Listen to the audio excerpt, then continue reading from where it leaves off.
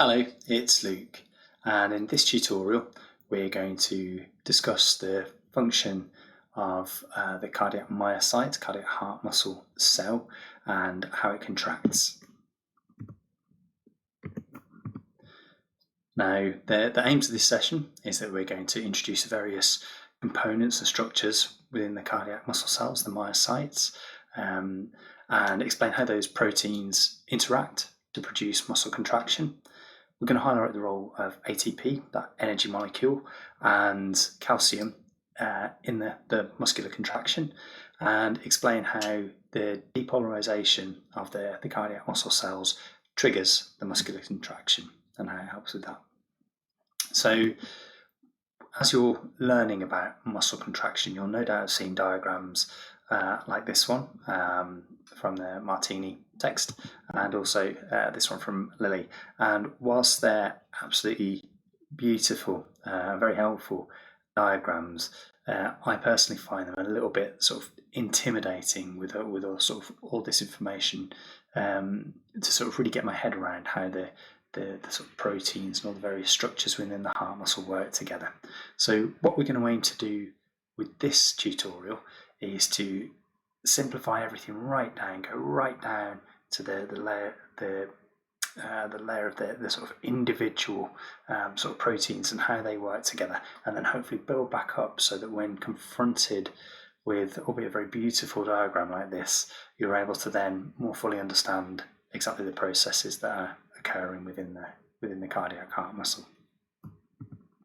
So here's a slide of some myocytes, and you can see it's a striated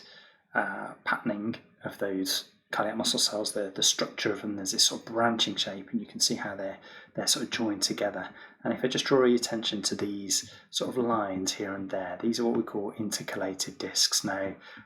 they are the sort of joins between the different individual myocytes, and we'll revisit the sort of function of those later on. They're quite important to the function of the heart muscle cell. So this is my simplified diagram of the striated muscle tissue, and I've removed the nucleus for all that they're extremely important to the function of almost any cell. We'll not really talk about them in this tutorial, and you can see that I've got some zigzaggy lines in there to represent the intercalated discs, and again we'll talk about those later on. So we've separated out a single cardiac myocyte, one individual heart muscle cell, and we're going to sort of gradually build into this the various sort of structures that we meet along the way that help that cell to function. At the sort of business end, at the sort of most basic level of our muscle cells, we have these two proteins, myosin and actin, and it's their interaction that actually is the sort of contraction and the movement of any given sort of muscle cell. And although they don't look like this for the purpose of this sort of explanation, this tutorial, I like to think of the myosin being like a sort of muscular arm with a hand at the end, which can then grab onto the actin, which is like a sort of rope or strand, and sort of pull against that actin. In other tutorials online or in textbooks, you might see the sort of myosin being described as having a head. Well, in this diagram, it has a hand instead, and that hand is going to grab and bind and interact with the actin. Now, the layout of the proteins within the sort of functional units of the myocyte are such that you've got a row of myosin proteins that all work together like a sort of team of a sort of tug-of-war contest, and that sort of group, those little rows of myosin proteins all grab hold of an actin strand and pull together. If we zoom out further, and I've got an even more sort of simplified diagram here to show you, we've still got our little sort of myosin arms and hands there, and those proteins sit on what we call the thick filament of a sarcomere, and the sarcomere is the sort of functional unit of the heart muscle. So you've got these myosin proteins sat on the thick filament, and the thin filaments, as we refer to them, are made up of these sort of actin actin protein strands, and the two of them sort of work together. If we zoom out a little bit further, we could have a whole row of these sort of thick and thin filaments with our myosin and actin proteins, and if again we put a load of those together, so we've got this sort of like a wall of sarcomere, of thick and thin filaments of all these proteins, and you can imagine how all of those sort of contracting and working together to sort of shorten or sort of produce the sort of movement of an individual muscle, or muscle cell rather. So we'll go back to our diagram, our simplified diagram, and I've added to it the thick and thin filaments that we were just talking about, and it's beginning to look a little bit more like those diagrams that we saw at the start from the textbooks.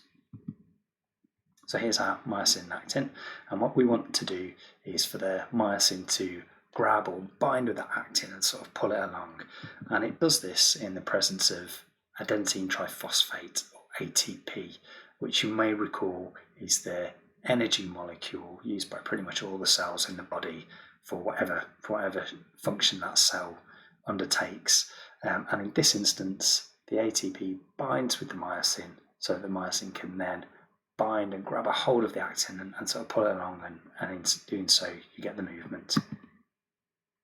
Now if we go back to our diagram showing all those myosin and actin thick and thin filaments together, and we have them at rest, and then we add in some ATP, and you'll see that everything kind of constricts together. Now if you imagine that blown up to the size of a myocyte, so all those little sarcomeres blown up to the size of a myocyte, and then all those myocytes working together to form a sort of muscle tissue, and that muscle tissue is the sort of wall of the myocardium, so the heart muscle itself. If you've got all those thick and thin filaments pulling together and everything constricting and contracting, you can see how the myocardium, the heart muscle of the muscle of the heart, pulling together, then ejects the blood from within the heart out into the circulation or the lungs, whichever side of the heart you're on. So as we've said, ATP binds with myosin, the myosin interacts with the actin. And ATP we require a lot of it within the cardiac myocytes, and fortunately for us, we have a lot of mitochondria, which are the power stations of our cells, and there's lots of those within the cardiac myocytes because it's a very sort of energy intense action. And yeah, here's another diagram of lots of mitochondria on our cardiac myocyte.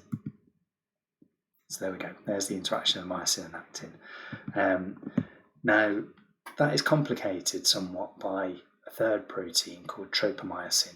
and tropomyosin protein wraps around the actin, and the upshot of that is that it prevents the myosin from being able to bind with the actin. And I like to think of it as being like barbed wire wrapped around the actin rope, preventing the myosin hand from grabbing hold of the actin. It's not actually shaped like barbed wire, but you get the idea. Now, fortunately for us, there's yet another protein called troponin, and the job of troponin is to move the tropomyosin to one side sufficiently so that the myosin protein can grab a hold of the actin and that interaction can occur. And the troponin becomes active in the presence of calcium when it's bound with calcium. So that begs the question, how does calcium get into the cell and start interacting with the troponin? Well, if we take a step back and go back to our simplified diagram of the cardiac muscle tissue, all those myocytes, and we remember we were talking about those intercalated discs. Well, if we look at those a little bit closer, those joins between the different cells have got these little sort of channels or tunnels called gap junctions. Now, and it's through those gap junctions that you get the spread of the action potential, by which I mean positive ions, cations, things like sodium and calcium, and they can move from one cardiac myocyte to the next, and in doing so increase the sort of positive electrical sort of activity within that cell, which we refer to as depolarization. and as the cell itself becomes more positive, then that opens channels and allows for the calcium to enter the myocyte. And another route that those positive ions and that sort of spread of action potential can get in is through little tunnels in the sort of membrane surrounding the sort of tissues of the myocyte. And we call these T tubules, and through those positive ions can enter, such as calcium. However, the rise in calcium that you get within the cell that's available to interact, it's not high enough. There's not enough calcium from those gap junctions and T tubules to bind with the troponin and bring about that movement of the tropomyosin.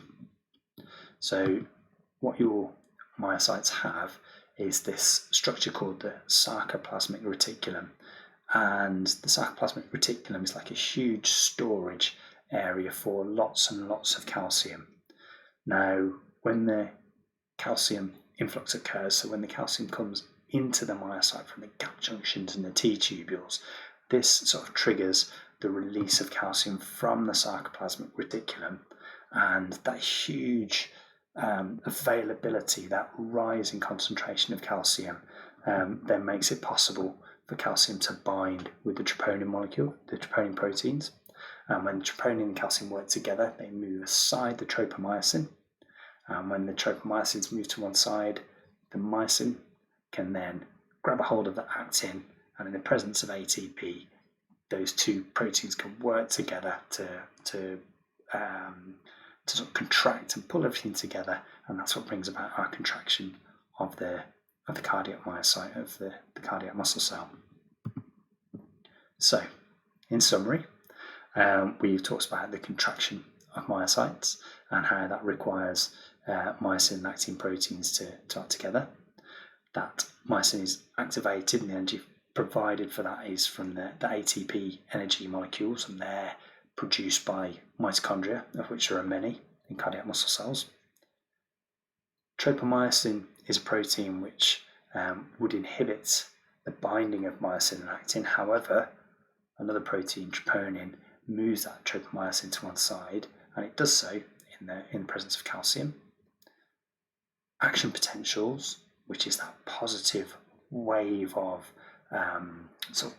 positive ions and sort of electricity sort of moving between the cardiac myocytes, can enter through gap junctions and T tubules, and that begins to bring in some calcium. And that small amount of calcium then triggers what we call calcium-induced calcium release from this huge storage area of calcium called the sarcoplasmic reticulum. So the calcium is then able to interact with the troponin moves the tropomyosin to one side, the myosin, activated by the ATP, can then grab a hold of the actin, which brings together all those sort of proteins, which contracts the individual myocytes, and those myocytes all build up and they contract the heart muscle, and we get rejection of blood from the heart. Now, hopefully, this tutorial has given you a way of thinking about how all those proteins and structures interact, so that when you're then going back to your other videos or tutorials or textbooks, it then aid you to understand the sort of more complex diagrams that you'll see when you're trying to understand the function of myocytes. Okay, thank you very much for your time.